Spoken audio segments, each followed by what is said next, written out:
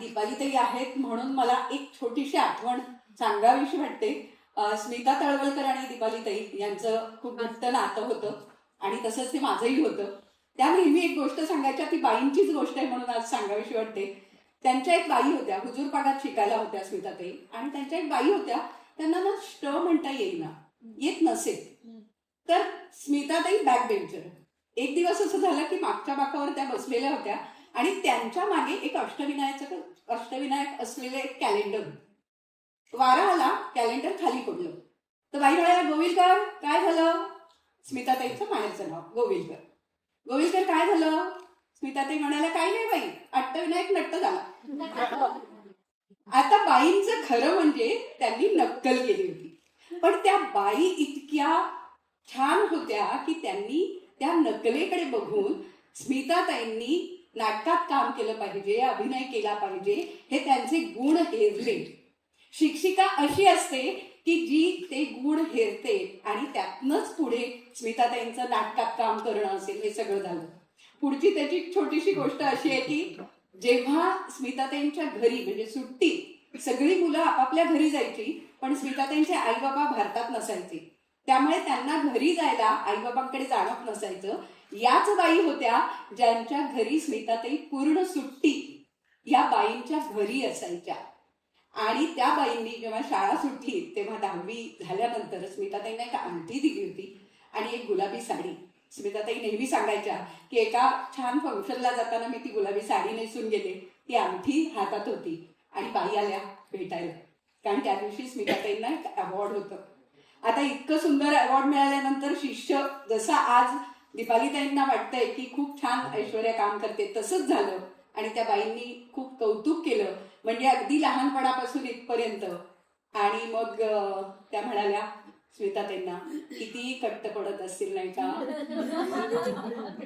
Continue झालं. पण अशा गोष्टी असतात की बाई आपल्या मनात असतात आणि बाई आपल्यातल्या गोष्टी, आपल्यातले गुण हेरतात आणि म्हणून कदाचित आपण पुढे आयुष्यात खूप काही गोष्टी करू शकतो. मला वाटतं सतीश सर तुमचाही असाच अनुभव असेल आणि शाळेतल्या शिक्षकांबद्दल, बाईंबद्दल अशी एखादी छानशी आठवण तुमची असेल तर आम्हाला ऐकायला आवडेल. नमस्कार. दरवेळीप्रमाणे मी नेहमीच म्हणतो, आमच्या विनंतीस मान देऊन तुम्ही इथे उपस्थित राहता. आमच्या कलाकारांमधला आणि रसिक प्रेक्षकांमधला दुवा तुम्ही आहात, त्यामुळे खरंच मनापासून तुमचे आभार.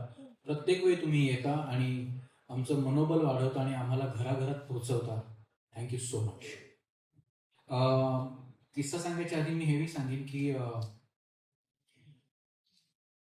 माझ्या पहिल्या चित्रपटानंतर माझ्याकडे बरेच वर्ष काम नव्हतं आणि त्याच्यानंतर पहिलं काम मला देणाऱ्या स्मिता तळवलकर होत्या.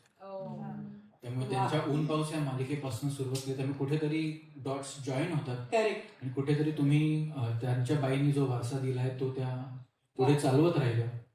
सो स्मिताताई नेहमीच आदरणीय राहतील आणि नेहमीच मी त्यांना ऑलवेज मी त्यांना माझ्यासाठी सेकंड इनिंग सुरू करणाऱ्या बाई कोण होत्या, माझ्या तर स्मिताताई होत्या हे मी आवर्जून सांगू इच्छितो. माझ्या शाळेतला किस्सा थोडा वेगळा आहे, कारण मी हुशार विद्यार्थी नव्हतो आणि इथे बॅक बेंच नाहीये, नाहीतर मी मगाशी पण वर्गात जाऊन बॅक बेंचवर बसलो. मी हा किस्सा ह्याच्या अगोदर सांगितलाय, पण विथ नो ऑफेन्स कोणालाही, बाई तुमची परवानगी मी किती फालतूगिरी करायचो सगळ्यांना माहिती आहे. शाळेत मी खूप मस्ती करतो, खूप म्हणजे अंडरस्टेटमेंट आहे मस्ती करून. मी आलो की अर्धी लोक वर्गाच्या बाहेर जायची. तर असंच मी एक कांड केला होता शाळेत. वॉशरूम मध्ये मी असं लिहून ठेवलं होतं की इस अंजुमन में आपको आना है का,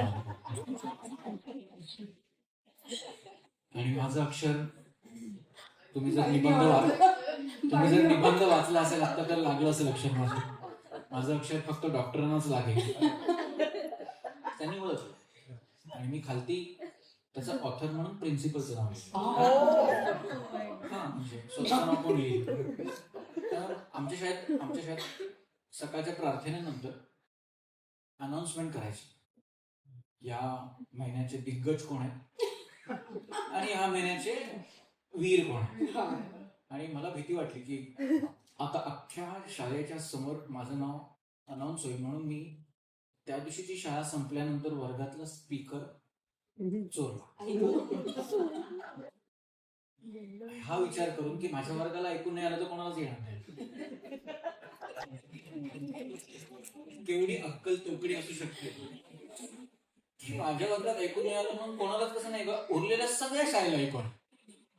आणि मला बरं कोण काढणार स्पीकर, तर जगजाहीर होतं की तो मीच काढला. मला प्रिन्सिपलच्या केबिन मध्ये बोलवलं आणि माझ्या वर्ग शिक्षिका होत्या. हा किस्सा मी का सांगतोय बाई, की प्रिन्सिपलने सांगितलं 7 दिवस रस्टिकेट करा. त्या बाई उभ्या राहिल्या आणि म्हणाला नका करू. प्रिन्सिपलने माझ्या समोर विचारलं, why are you trying to cover for. त्या म्हणाल्या की तुम्ही आज जर ह्याच्यासाठी शिक्षा केलीत ना तर तो हेच मल्टिप्लाय करत आहे. He needs to understand. त्याला विचारूया आपण तू स्पीकर का चोरलास. मी त्यांना सांगितलं की मला लाज वाटली की मी असं काहीतरी केलंय आणि माझं नाव सगळ्या वर्गासमोर येईल. माझे मित्र आहेत वर्गात, मैत्रिणी आहेत, मला खूप लाज वाटली आणि मला माझं नाव माझ्या वर्गात अनाऊन्स व्हायला नको होतं. त्या माझ्या वर्गबाईंनी माझ्या प्रिन्सिपलना तेच सांगितलं की जर त्याला जाणवतंय की त्याला लाज वाटली असती आणि म्हणून त्यांनी ते काढलं, तर he is learned his lesson. अजून शिक्षा जर आपण केली तर गडबड होईल. आणि त्यांनी मला सगळ्यांसमोर विचारलं, do you agree Rajwade, because सगळे तसंच हाक मारायचे मला. आणि मी बहुतेक आयुष्यात पहिल्यांदा शाळेत तिथे रडलो असेल. आणि त्याच्यानंतर मी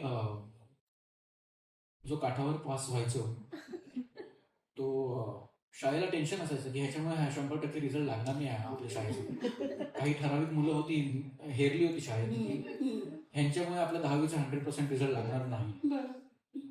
पण हा किस्सा 8वीत घडला होता आणि 9वीत आणि 10वीत मी फर्स्ट क्लास स्टुडंट झालो.